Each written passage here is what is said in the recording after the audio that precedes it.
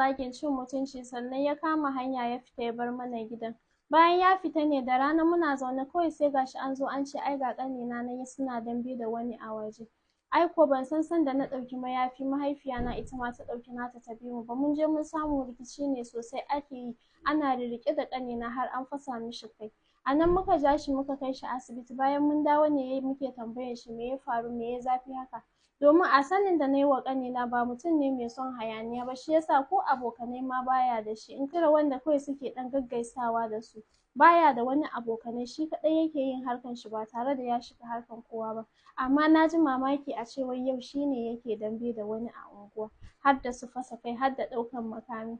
A nan ne yake sanar mana da cewa tun bayan kwanaki da ya wuce idan ya zo sai su dinga ce mishi ai yayarsa ta je karuwanci ta samo tsaraban bariki. Tun yana basarwa har shi ne yau wannan ya sake taransa ya ke faɗa masa a fuska gaba da gaba cewa yayarsa ta je bariki ta samo tsaraban bariki. Ya ce da su daina baya son abun nan, su ba su san komai ba amma sun yanke hukunci. Suka ce babu wani abun da za a faɗa musu, kawai dai an dai samo tsaraban bariki, gashi nan sun zauna a unguwa babu kunya da mai ciki a gida, cikin da ba a san wane ne uban shi ba. Shi ne a nan haushi ya kama shi ya mari wancan, shi ne faɗa ya kaure a tsakaninsu.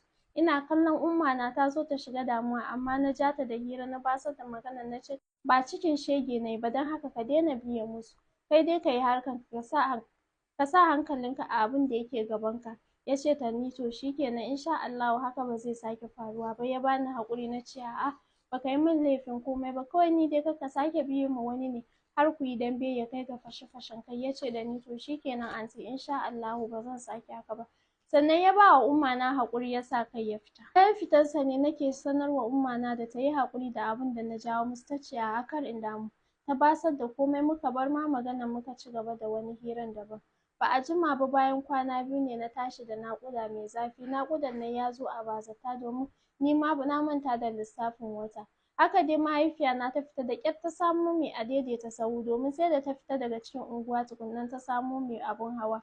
Domin kowa da kowa idan ta tare sai a ce ai cikin shege kaza kaza, sai ka ce ba aikin kuɗi za su yi ba, babu wanda yake so ya taimaka mana. Da ita da ɗan uwana suka kama ni suka kai ni asibiti, sannan suka kira anty Khairat suka sanar mata. Bayan sun kira su ne ba a jima ba su ma suka iso, ni dai ban san lokacin da suka iso ba amma mahaifiyana ta ce sun kira su ko jimawa ba a yi ba suka iso. Na haihu na samu ɗana namiji ƙatoto, idan kuka gan shi lafiyayye gwanin ban sha'awa. Su anty Khairat farin ciki kamar ya musiya. A nan ne suka ce za su koma sannan su sanar wa uwar mijin da cewa ai anty Khairat ta haihu. Bayan sun ɗauki ɗan ne suka ce za su tafi da shi, sannan an sallame mu a asibiti kafin nan suka tafi. Bayan sun yi da ni akan mu koma, na ce musu a'a, umma na ma ta ce a'a a bari na yi jinya tukunna kafin nan na koma. Bayan tafiyar su anty Khairat ne maƙwabta suka fara tururuwar shigowa ana so a ga me na haifa. Ku ji munafukai, lokacin da nake naƙuda da mahaifiyana ta je neman taimako babu wanda yake so ya taimaka mata, amma wai yanzu an shigo ana son a ga me na haifa. Duk wanda ta zo ta ƙara zamanta dai bata ga ɗa ba har suka tafi. Wata mata ne ta yi ƙarfin hali ta ce ina jaririn, me aka samu? Umma na ta ce babu shi. Shikenan magana ya bazu a unguwa akan cewa ai na aihu mun kashe ɗa, na aihu mun yar. Magana dai babu irin wanda ba a faɗa ba akan cewa ni na haihu budurwa mai ɗa ta haihu ta yar da ɗa. Wannan magana yana ta yawo a unguwa yana ta yawo a gari. Mu dai haka muka toshe kunnen mu. Babu daman ka fita, ko mahaifiyana in ta fita sai dai ta dawo da baƙin ciki. Ƙanina ma in ya fita sai dai ya dawo da baƙin ciki.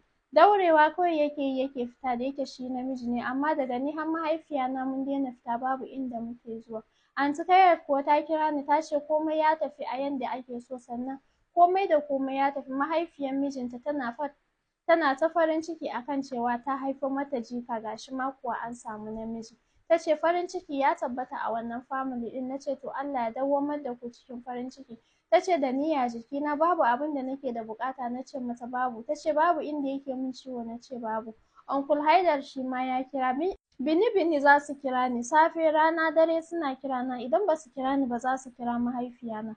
Sannan bayan kwana biyu still Uncle Haidar ya zo ya duba ni, ya ce abin da ya sa anty Khairat bata zo ba saboda suna tare da jama'a ne, kar a ce ina za ta je. Sannan yaro ma ya ƙi shan nono, samsam madara ake bashi, nononta babu ruwa, gashi kuma ma baya kamawa.